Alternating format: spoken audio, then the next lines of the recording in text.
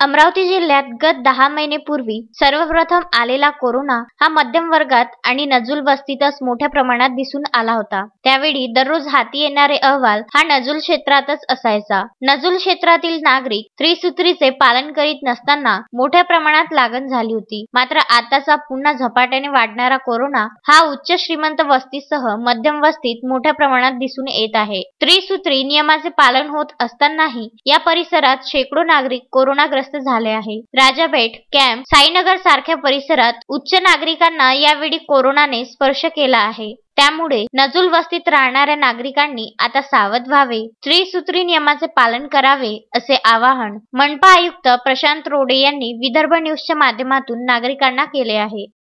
अमरावती शहरामध्ये आपण बघताय की या फेब्रुवारी महिन्यामध्ये मोठ्या प्रमाणावर कोविड रुग्णांमध्ये वाढ झालेली आहे आणि यामध्ये आपण जर विचार केला तर शहरामधले मध्यमवर्गीय भागामध्ये मध्यमवर्गीय कुटुंब असतील किंवा उच्च मध्यमवर्गीय असतील यांच्यामध्ये कोविडचा प्रसार जास्त झालेला दिसून येतो। मागच्या वर्षी कोविड रुग्ण हे कंजेस्टेड वस्तीपासून सुरू झाले आणि मग इतर वस्त्यांमध्ये त्याचा प्रसार झाला होता। परंतु यावर्षी उलट आहे की जे चांगला एरिया आहे, आपण त्याला चांगलं समजतो, वॉश एरिया समजतो, अशा ठिकाणी पेशंट्स आहेत। प्रामुख्याने राजापेठ असेल, साईनगर असेल, PDMCचा वार्ड आहे, जवाहर स्टेडियम वार्ड असेल, रुक्मिणीनगर, कॅम्प या परिसरामध्ये पेशंटची संख्या खूप जास्त आहे।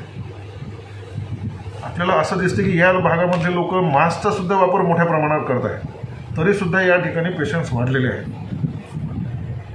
माझी शहरवासियांना अशी विनंती आहे की ज्या भागामध्ये सध्या पेशंट नाही आहेत त्या भागातल्या नागरिकांनी मास्कचा वापर करावा, सोशल डिस्टन्सिंग ठेवावं, गर्दीच्या ठिकाणी बिलकुल जाऊ नये। कारण अशा भागामध्ये आज रोजी ज्या भागामध्ये कोविडचा प्रसार झाला नाही त्या भागामध्ये सुद्धा कोविड पुन्हा जाऊ नये यासाठी आपण सगळ्या नागरिकांनी काळजी घेणं आवश्यक आहे। अजय शृंगारे, विदर्भ न्यूज, अमरावती।